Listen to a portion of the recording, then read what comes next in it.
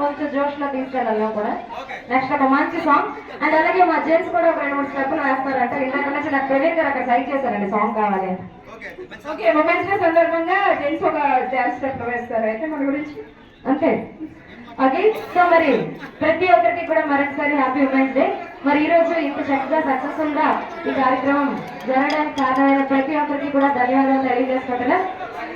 అలానే మన ఇంత చక్కగా కార్యక్రమం నిర్వహించిన మన ఎస్ఎస్ఆర్ చారిటబుల్ ట్రస్ట్ అధినేత సూడు శ్రీనివాసరావు గారికి ఒక్కసారి ధన్యవాదాలు మరొకసారి తెలుపుకుంటున్నా. అలానే